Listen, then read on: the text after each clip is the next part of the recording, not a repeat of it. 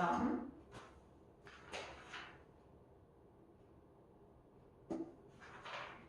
그 다음 이생규정자.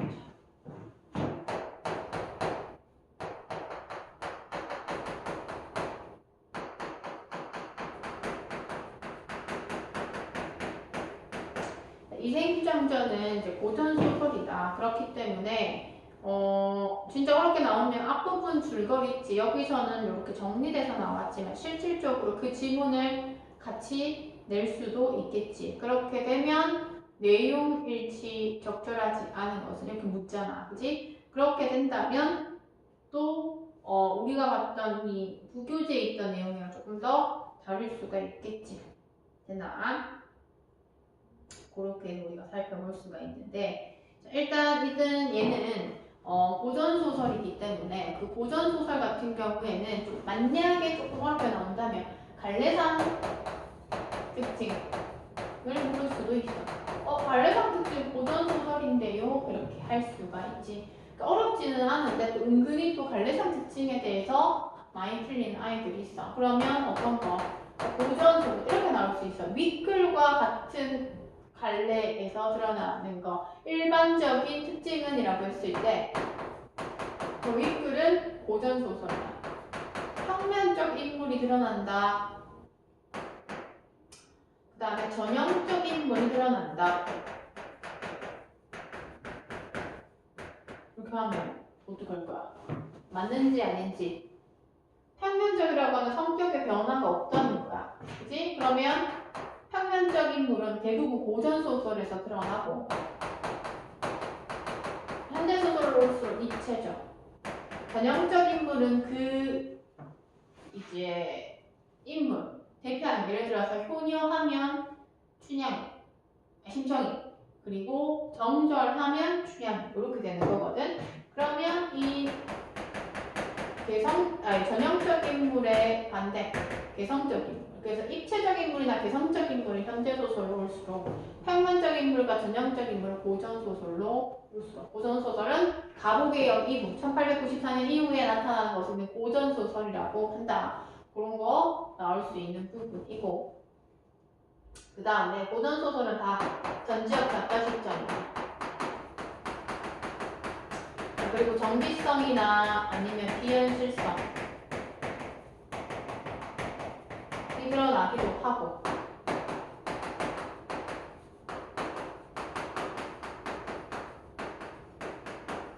행복한 결말. 선생님이 얘기했던 이 부분은 일반적인 고전소설의 특징이다.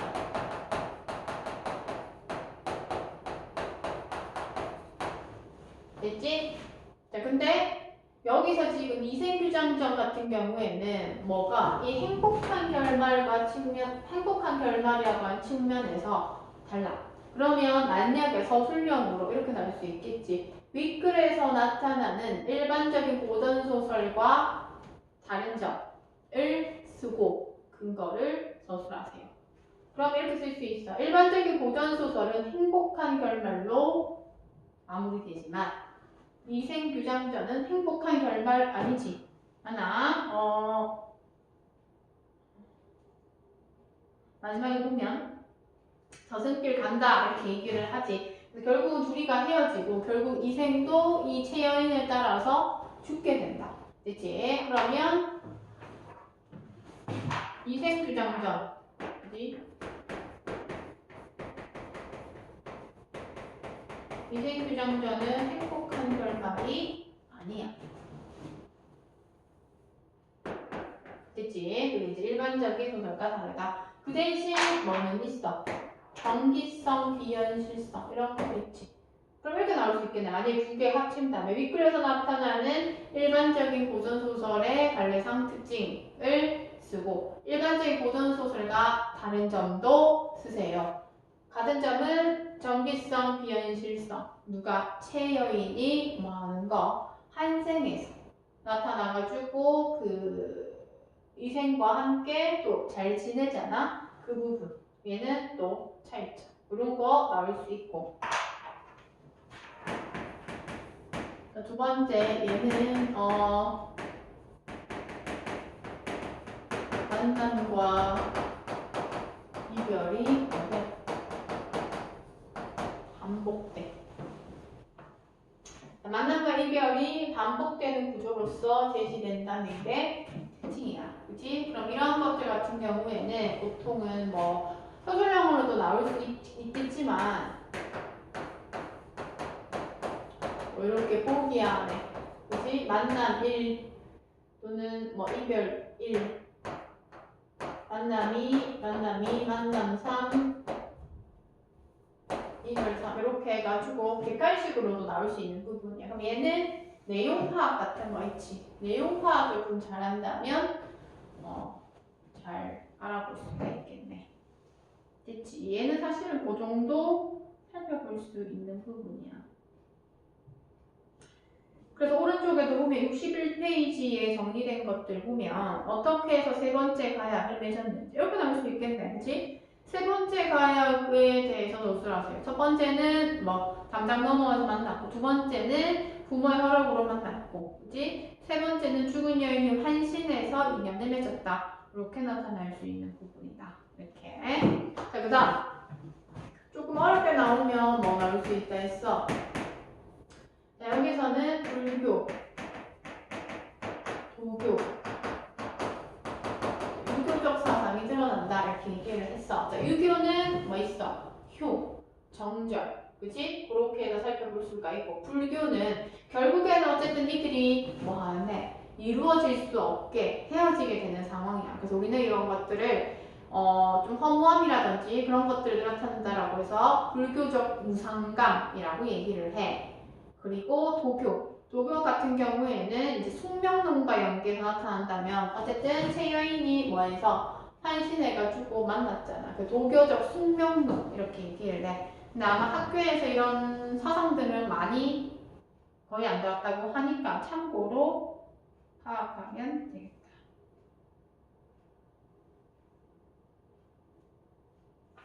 됐지? 미생규정전은 그 정도 정리해 볼 수가 있고.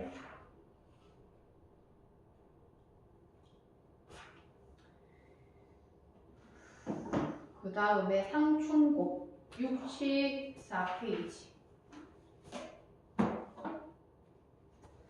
상충곡은 뭐 워낙 많지.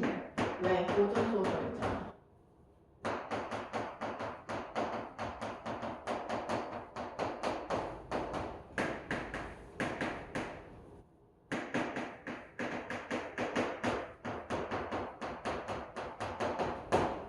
가사의 특징. 가사의 특징은 바로 설명할 수 있어야 돼. 가사는 조선시대 때 누구 4대부들이 많이 항유했던 글의 갈래이다. 이렇게 살펴볼 수 있고, 그 다음에 또 뭐 있어. 하지만 이제 뒤조선 후기로 갈수록 부녀자들이 쓴 규방 가사, 그 다음에 평민들이 쓰기도 했다. 그럼 특징은 얘는 음문과 산문의 중간 형태이고, 두 번째 서사, 분사, 결사, 3단 구성, 4음보, 3사조, 4사조의 음수율. 그 다음 마지막 행이 시조의 종량 형식, 즉 3, 5, 4, 3의 형식을 갖추면 전격가사, 그렇지 않으면 변격가사이다 라고 줄줄 다 얘기할 수 있어야지 갈래상 특징 파악할 수가 있어. 또한 가사는 3단 구성, 4음보, 3사조 음수율이기 때문에 뭐와 시조와 같이 연계해서 나올 수 있어. 시조는 초장, 중장, 종장, 4음보, 3사조, 4사조의 음수율이기 때문에 시조랑 같이 나올 수가 있어. 됐지? 자, 그 다음 상충곡에서 우리가 나올 수 있는 것들이 뭐냐라고 얘기를 한다면 공간이동, 그지? 공간 이동에 따른 이해에 대해서 나올 수가 있어. 그래서 그러한 것들 살펴보면 되고. 그 다음 흡세와 자연, 대비된다 라고 하는 거 살펴볼 수가 있는 부분이야. 그리고 그 다음 또 나올 수 있는 건 서술상 특징과 관련해서 고객 정도, 감정이입, 그다음에 공감각적 신선, 이런 것들 체크될 수가 있는 부분. 자, 그 다음에 이제 마지막 결사나 이런 부분에 있어가지고는 안빈낙도나 자연친화이지.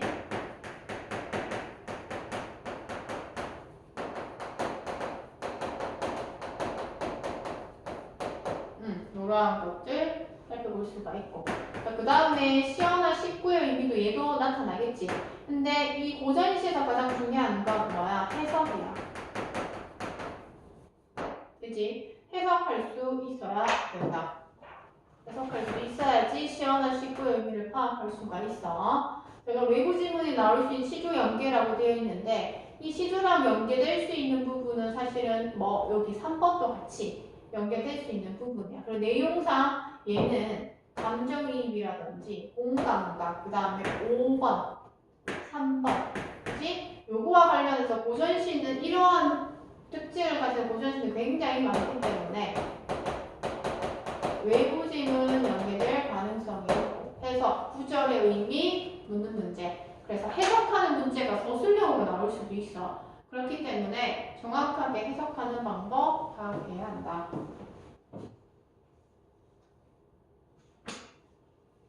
됐지? 그 정도 파악하면 됩니다.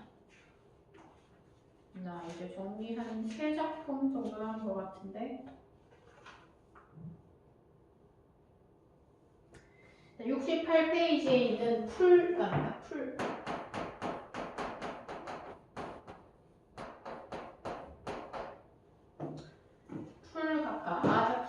풀에서는 우리가 살펴볼 수 있는 건 서술상 특징과 관련해서는 볼까? 의인법, 풀이 눕는다, 운다, 그리고 반복되는 거 굉장히 많지. 그지? 반복되는 거 진짜 많다. 그리고 비슷한 문장 반복되는 것도 많지. 됐고. 그 정도 살펴볼 수가 있고. 그 다음에 얘들도 뭐 시어나 식구의 의미 살펴볼 수가 있는데, 자, 풀이라든지 풀의 의미. 여기서 중요한 것은 뭐냐면 당연히 풀의 의미겠지. 풀. 나약하지만, 그치? 그럼에도 불구하고 강인하게 살아가는 그 민중들의 모습을 살펴볼 수 있기 때문에 풀 파악해야 되는 부분이고 거기와 대비적으로 뭐 공품, 실현과 고난에 해당하는 거 있지. 이렇게 파악할 수가 있는 부분이야. 자, 그리고 그 밑에도 보면 일어난다, 누웠다, 웃다, 울다 뭐 이런 거 있지.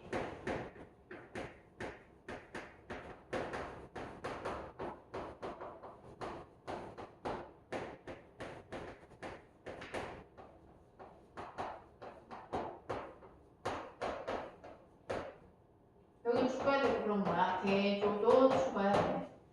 그치? 그리고 늦게와 빨리.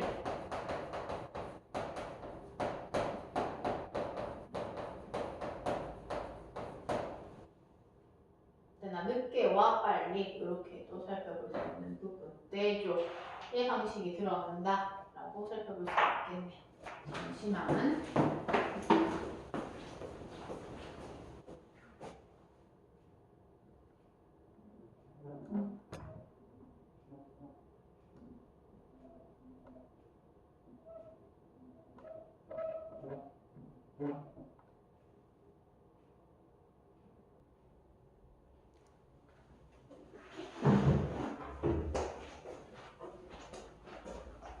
조금 이동해서 하는 것도 합시다. 대신에 그렇게 해서 대비되는 구조 했었어. 됐지? 자, 그리고 그 이전에 앞부분에 있어서는 풀은 뭔가 나약하고 그리고 수동적이고 그러한 모습을 보이다가 그치? 어디에? 이연에서 바람보다 먼저 일어난다 라고 하는 시상전환이 드러난다라고 볼 수가 있어. 풀의 특징과 관련해가지고 수동적, 나약한, 그치? 그래서 이제는 능동적, 강인한 이러한 것들 살펴볼 수가 있다. 그리고 마지막 3년 부분에 있어서는 바람보다 먼저 일어나고 바람보다 늦게 울어도 바람보다 먼저 웃는다. 그러면서 날이 흐리고 풀뿌리가 녹는다. 얘는 민중의 고통이 계속될 것이지만 생명력을 가질 것이다. 그런 것들과 관련이 되는 부분이야. 그래서 강인한 생명력을 가진다. 그리고 또 의지적인 것.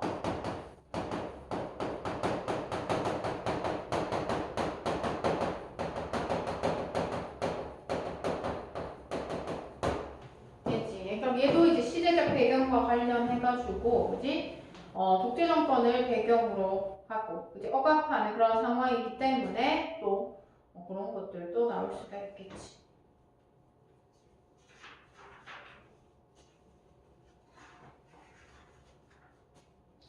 자, 그 다음에 봉산 탈출.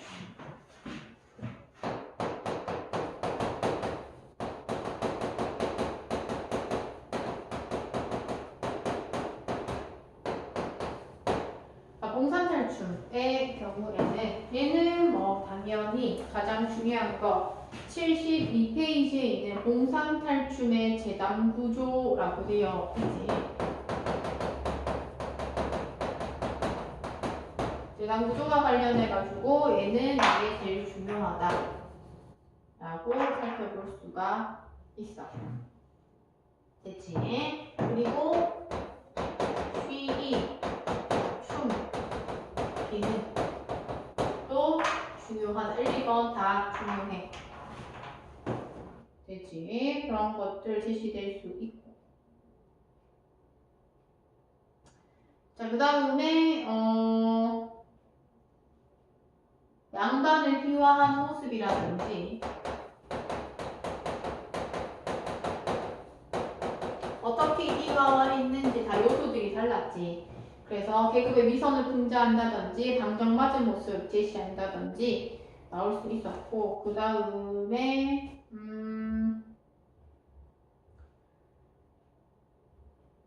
그거 있었는데 안 보이네. 말투기의 조롱 부분에서 언어 유희가 드러나는데, 그치?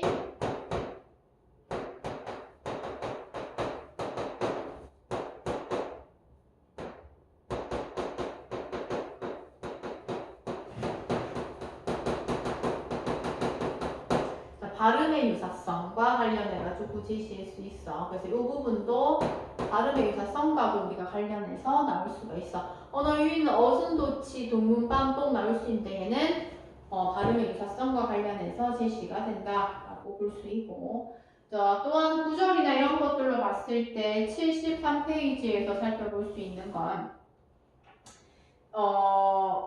이놈의 5가지를 쑥 뽑아다 밑구녕에다 받아라 라고 하는 양반의 횡포가 드러난다든지, 아니면 선생님 그 시대가 금전이면 그만인데 라고 하는 황금 만능주의, 또는 그리고 서로 돈 나눠 쓰자 라고 하는 거에서 부패한 사회상과 관련해서 제시가 되는 부분이야. 그래서 양반의 횡포 그리고 부패한 사회상,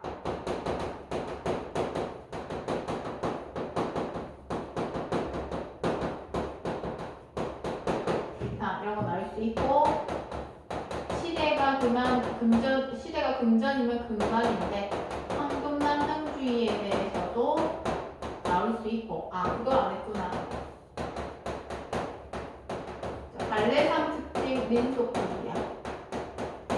이제 민속극의 경우에는 어떻게 원을 쫙 그려놓고 관객들 모아놓고 객석과 무대의 그 경계가 없으면서 이제 하는 부분이거든. 그래서 그런 것들 특징 나올 수 있어. 아니면 현대문학의 극문학 있지. 그 극문학의 특징과 비교해서 나올 수도 있는 부분. 됐지. 얘는 그 정도 살펴보면 되지 않을까. 자, 그 다음 라스트 만세전.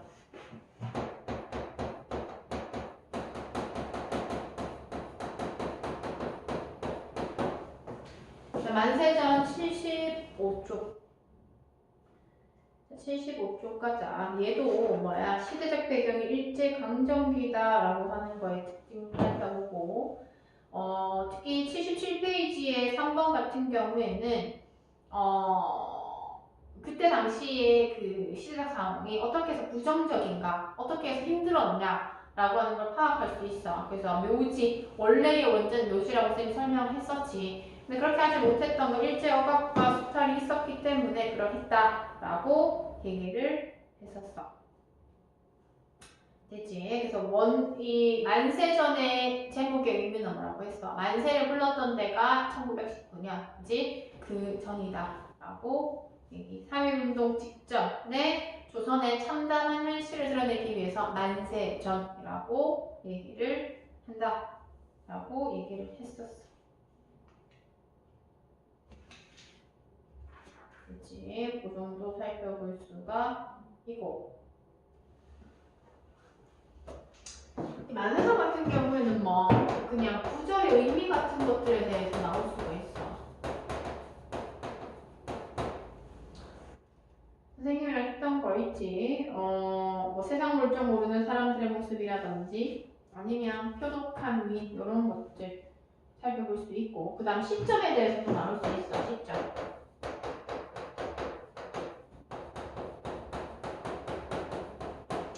일찍 주인공 시점이다 라고 얘기를 하는 거. 일찍 주인공 시점 뭐 그런 것들 살펴볼 수가 있고, 그 다음에 오른쪽에 75쪽에 제시된 것들을 우리가 본다면, 내가 표독한 위인, 시골자들의 대화를 듣고 있다라고 돼 있지. 인물의 특징에 대해서 나올 수 있어.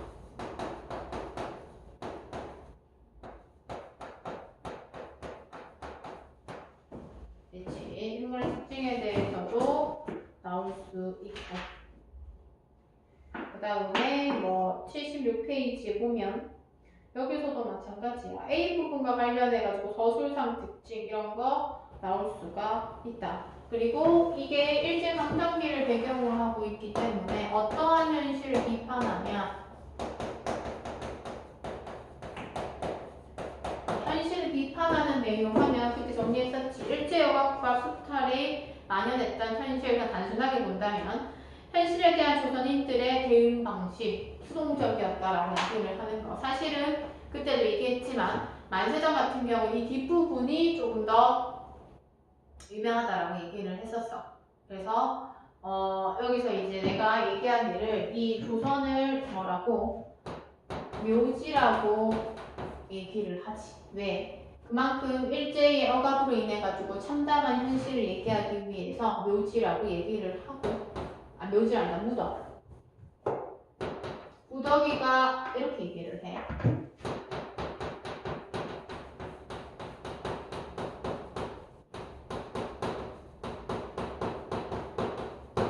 구덕이가 끓는 무덤이다 이렇게 얘기한다 했지. 여기서의 구덕이는 누구? 조선인들인데, 그치? 어떠한 것에 이 일제가 억압하는 것에 저항하지 않고 뭐 하는 거? 그냥 수동적으로, 무비판적으로 받아들이는 부분이야. 그 무덤이다라고 얘기를 하는 건 일제강점기 이렇게 참혹하고 억압받는 그런 현실에 대해서 얘기를 한다라고 살펴볼 수가 있다. 그 정도 살펴볼 수가 있겠지. 자, 문법 같은 경우에는 그 학습지 중심으로 있지. 학습지 중심으로 그 문법과 표기상 특징과 관련해가지고 전체적으로 100% 다 암기를 해야 돼. 암기를 해야지 시험 칠 수 있다. 그래서 직전 보강 때는 작년 기출문제 풀고 그 다음에 문학 외부 지문 같이 연계해서 나올 수 있는 거 풀어보고, 그다음 문법도 좀 서술형이나 좀 어려운 문제 있지. 그렇게 풀어보는 걸로 합시다. 됐죠? 그래서 얘는 여기까지 하겠습니다. 오늘은.